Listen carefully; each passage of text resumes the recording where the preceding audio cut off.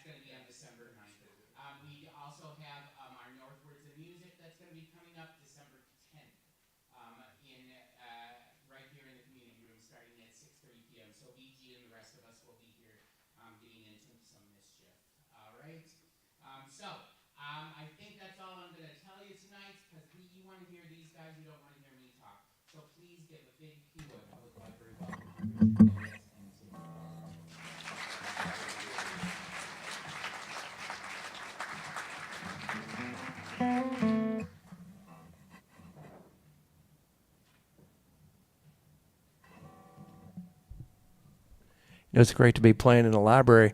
I came in and for some reason I thought it was a burger place. And so I came in and I said, I'll have the cheeseburger and fries combo, please. And somebody said, this is a library. And I said, oh, I'll have the cheeseburger and fries combo, please. Yeah, I don't get to use my library joke, but I don't know, once a year or so, you know.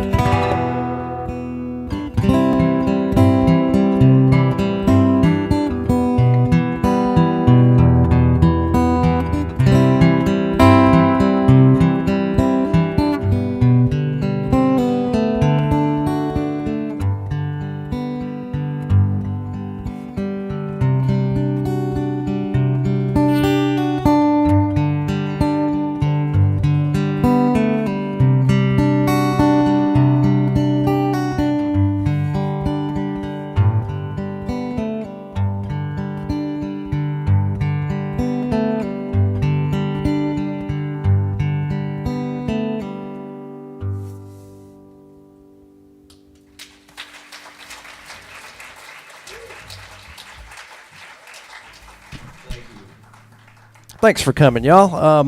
That's one that is on an album we did called Sharky, and what this tour has really been, though, is it's really an album release tour for an album that Richard did called Gilewitz. That's his name.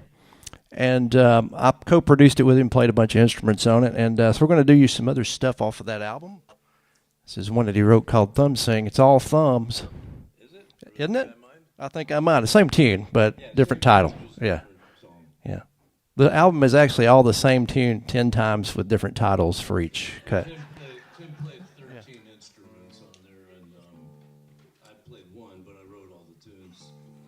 And Tim May, winner of Best Instrumentalist of Nashville, played Carnegie Hall with the banjo dude. With the banjo, yeah. Not Kenny Rogers, Charlie Daniels, guitar player, and Eddie Rabbit. And I met him in a cave in Oregon eating Chinese food.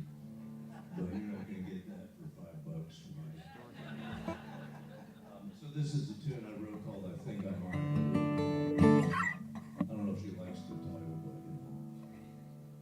it's the first tune on the new recording if you buy a copy.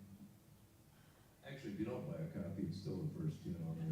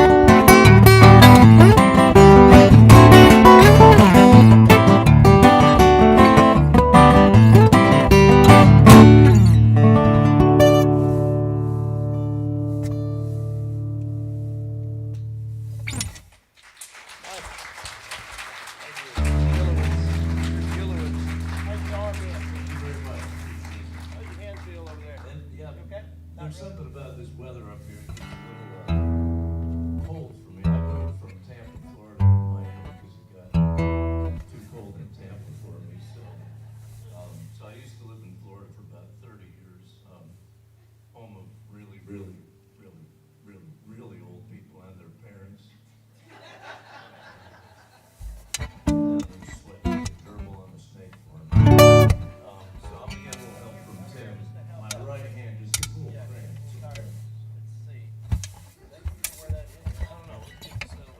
Let's get it over with. We're just done. 1, 2, 3.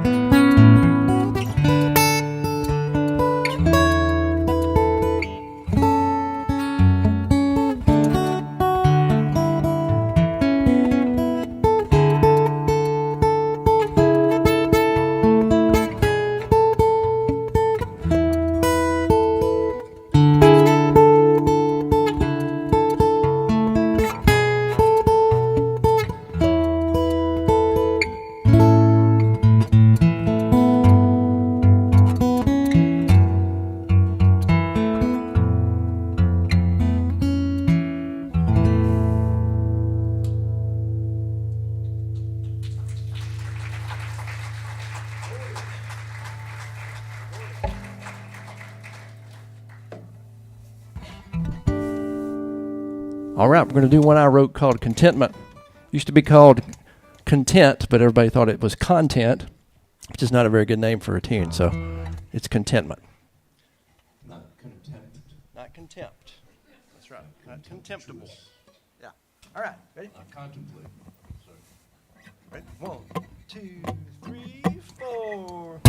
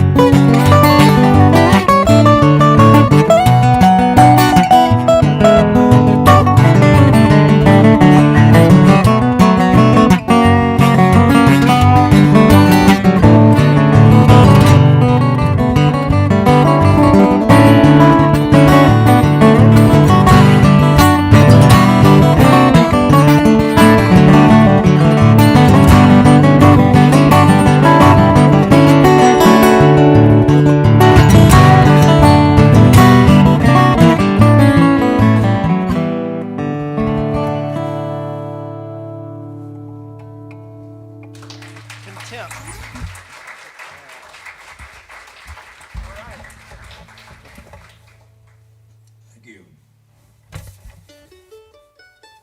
All right, this is another one I wrote. It has these two notes in it, A and D, and they're my favorite notes, and my favorite word is unknowable. So I made all my dreams come true in one song. I got my favorite notes, my favorite word. This is unknowable. We're talking fast because we're trying to get a lot of tunes in tonight for you. Yeah.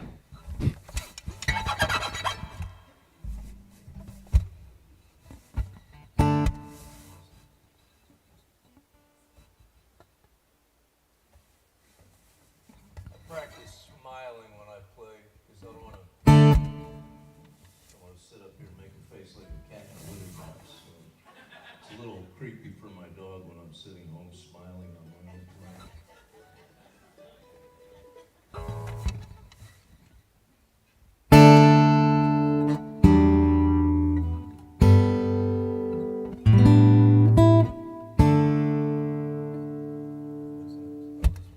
Starting over.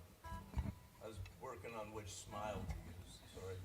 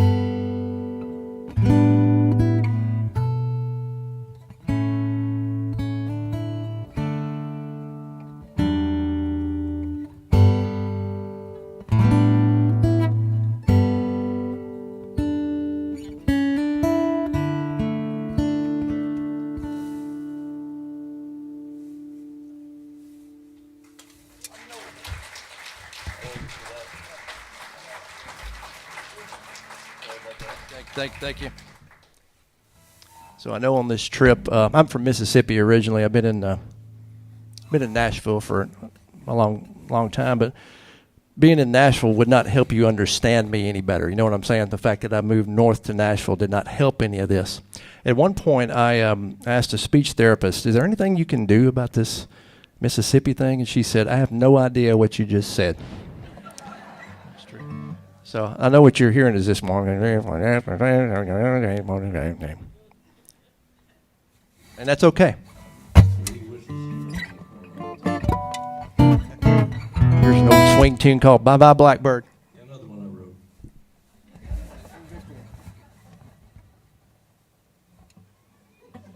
Warming up. A little creepy when I'm playing a minor key and forget.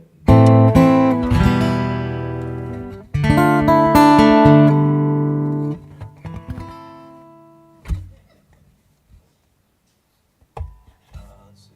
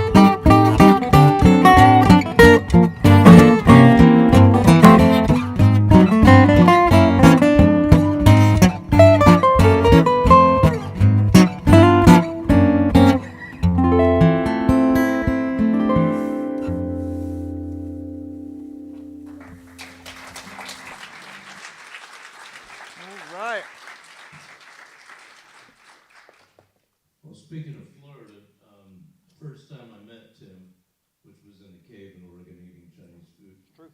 We did a tour of Florida, and we were talking about dogs on the way down. I had a couple dogs, and we both agreed that owners and dogs are kind of about the same. Dogs are like their owners. And when Tim met my dogs, he was just petting them, and it just came out of his mouth. He said, "Man, you got cool dogs. I thought you'd have stupid dogs." They were cool dogs. They were. Yeah. Well, it turned out to be cool too.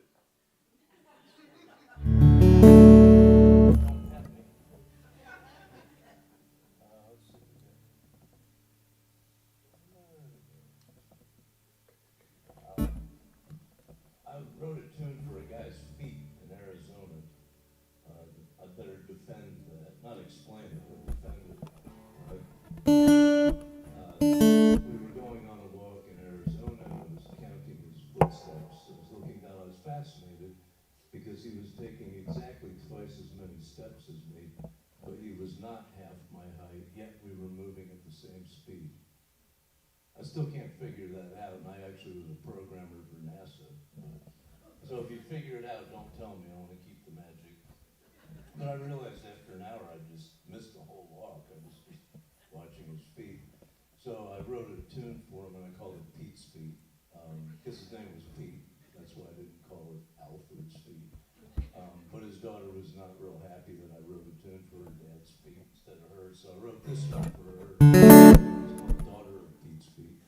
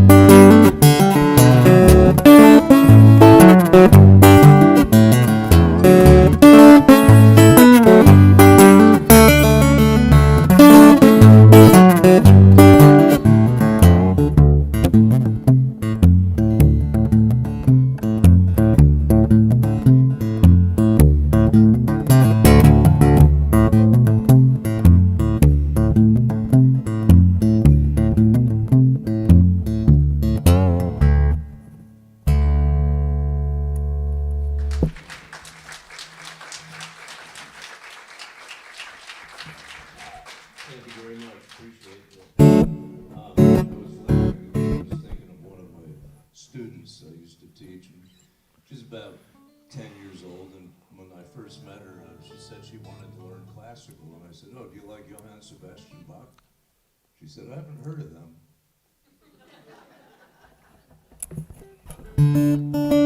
Speaking of people, some folks do or don't know. Anybody here know Leo Kottke by chance? This is a tune I wrote that he wound up recording. I wrote it. It was in an 8-minute piece. I wrote it on a 12-string and called it Echoing Wilderness. And he just liked the last part of it, so I taught it to him, and he changed the name to Echoing Gilewitz. And it was inspired by a cross between the Hunchback of Notre Dame and the Main Street Electrical Parade theme song at Disney World. Long story. I just changed the strings. Sometimes the way I tune a guitar is I just keep twisting knobs till I don't feel sick anymore. I've been experimenting with tuning by smell.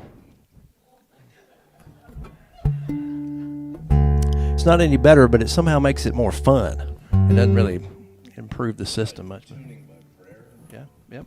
I tried crying. I just look at the guitar and start crying and hope it works.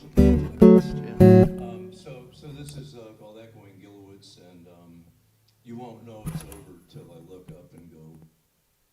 That's what I'll do to signal you that it's done, because there's multiple endings. When Leo recorded it, I was so excited I mailed him one of my fingernails. And after I did that, I thought, well, that's the end of that. And I got a letter back from him, and he thanked me for it. And I asked him why, and he said, well, in case one of mine breaks, I have yours to repair it with. So neither one of us were like the other children, I guess.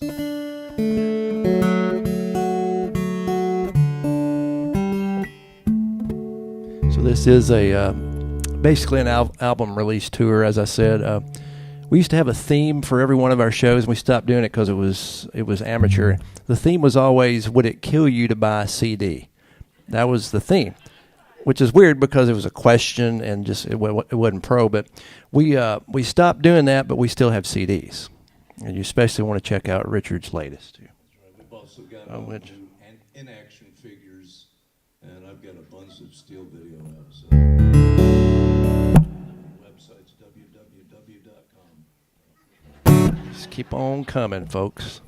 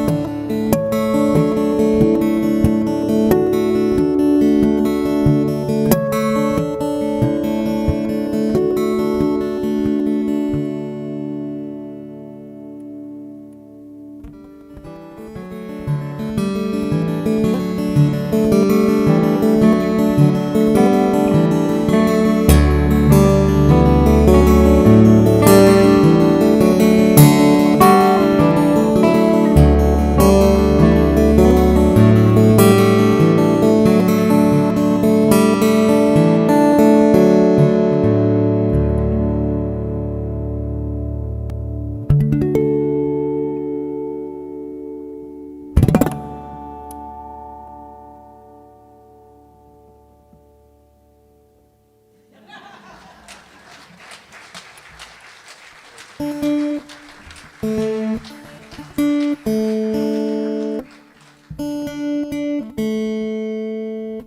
that at my mom's nursing home after a fight broke out. I'll try and tell this quick. It was once again in Florida, and I called them up and I said, "Hi, my mom's staying there, and I play guitar. Can I come over and play guitar for you?" And they said, "Well, what do you charge?"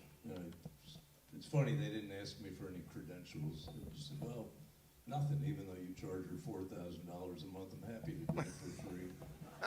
They said, "Well, it doesn't work that way. You got to charge us something." So I said, "All right, give me $60." And there was a pause, and then they came back and said, "Well, can you do it for 40?"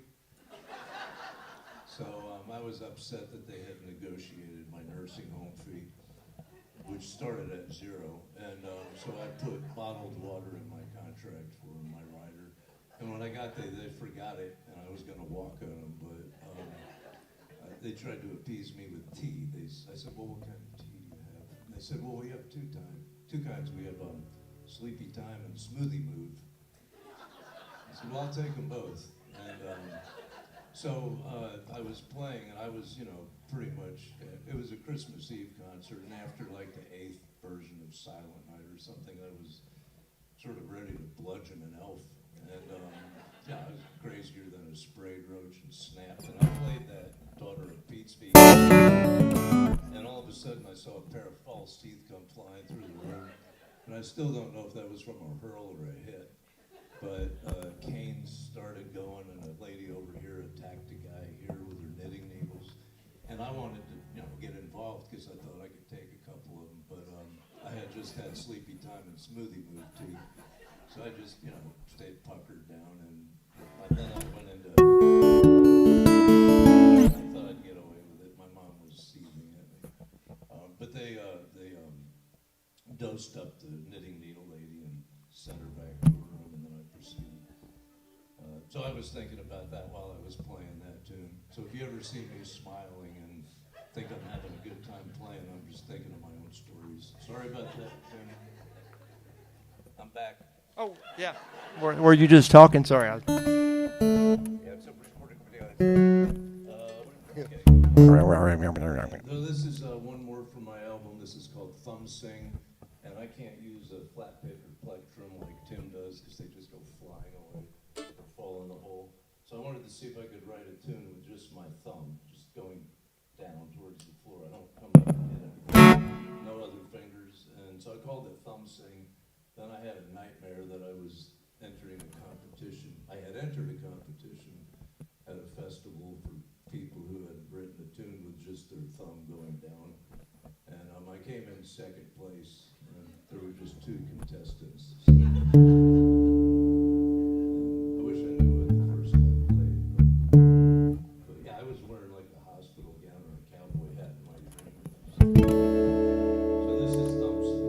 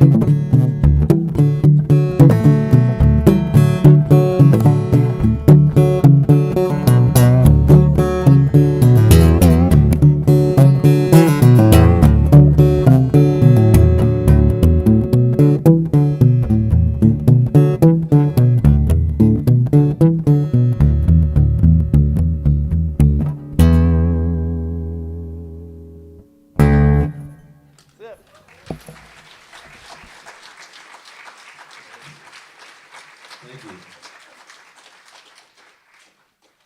You quitting on me? Look Running at- away. Scared. It's scary. I turned the banjo sideways so you don't know what it is to the last second. So it's too late.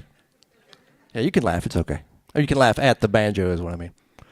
I had the privilege of playing with Earl Scruggs, who is my hero. I heard him play when I was 11 years old. I'm going to play the song that I heard him do. And I got to meet him when I did a bluegrass project with Charlie Daniels one point. And Earl was about 81, and I just had this fear. I'm sort of paranoid anyway. I had this fear that when I shook Earl's hand that, you know, like his hand would break. And it wouldn't be my fault. Like his hand just would happen to break at the same time that I shook it. And people would say, oh, yeah, we know who Tim May is. He's the guy that ended Earl Scruggs' career, the greatest banjo player who ever lived. But I heard it turned out, I mean, it did turn out okay, but I heard that he was saying around Nashville that I had the weakest handshake of anybody you'd ever met. Here's the song that I heard at 11 years old, and is the reason I am here today playing music. This is Foggy Mountain Breakdown.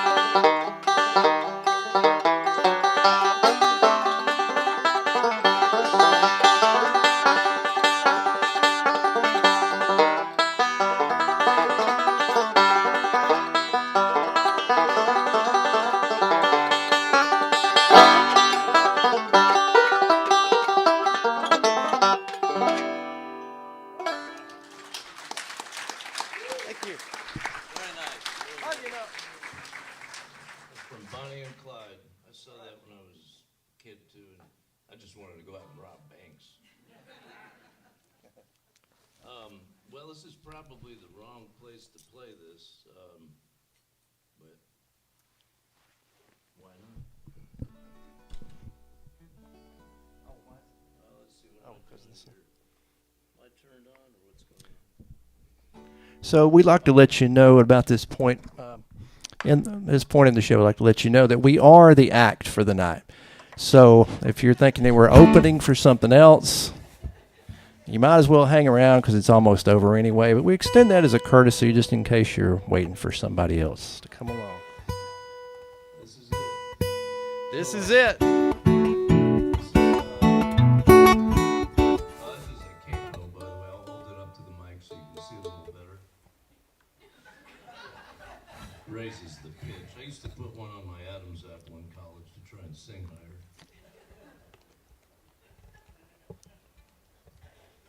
Someone suggested another location. So as I head south to sunny and warm Chicago, we'll be thinking about you. So this is called Here Comes the Sun. It's one I wrote by the Beatles.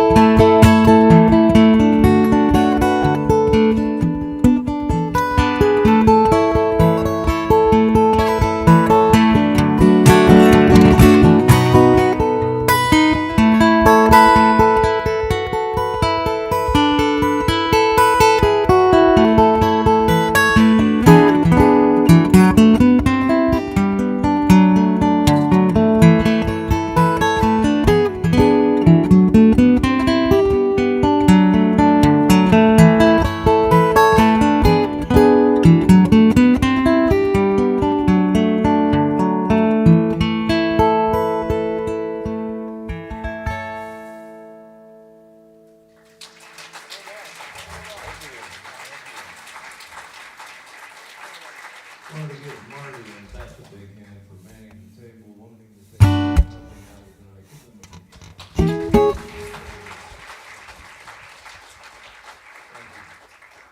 We're going to just sneak a couple more in for you here real quick. This is one I wrote actually on a ukulele. It's called The Lilas, and I wrote it for my partner's daughter, Lila, and we were in Taos, New Mexico. And I had set up a bunch of bird feeders out back, and we could name all of the birds except these little tiny ones. And so I had forgotten to get her a birthday present, so I wrote her a tune on the ukulele and called it The Lilas, because that's her name. Why didn't call it Frank? But, so I named the little birds the Lilas, and there's one point in the tune where it goes, those are the scary birds, the mean birds, the Sweeney Todd birds, the crows, magpies, blue jays.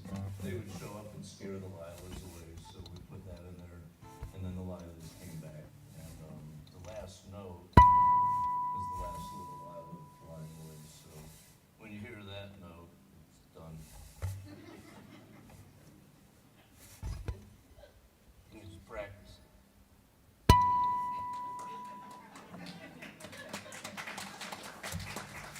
Maybe that's all we have to do, right? Well, One that went note pretty songs. well. Went pretty well. You try a note. Let's see what happens. Can't do it. That wasn't a good one. That's good, that's it.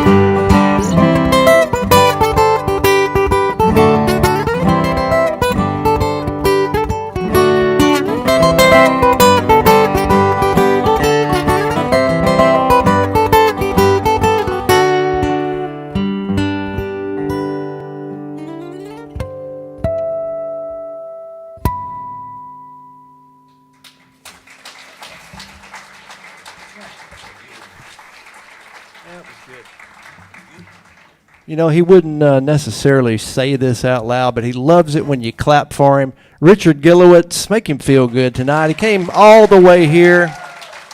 Yeah, thanks for coming, yeah. Tim May, nominated for a Grammy, best guitar player in the world. Oh, too kind, too kind. Thank you. Very kind. We'll shut her down with one called Mr. Simpleton's Red Shoes. This is off the Sharky album. We appreciate y'all coming very much. Would love to get back up here sometime soon. Yeah. Tomorrow night? Yeah, we're going to play here every night for the next 360 days. And have a book reading at 5. Yeah. I do give guitar lessons if anybody's interested. And I tried something with a student. I do it on Zoom. So talk to me afterwards. Back yourself. But I tried something with a student once. He wasn't playing well, and I just said to him, "Would you stop making mistakes?" And then he played perfectly. So that's how that works. All right. Yes. Sorry. Oh, I know the problem is that. Yeah. Your fault. Your fault.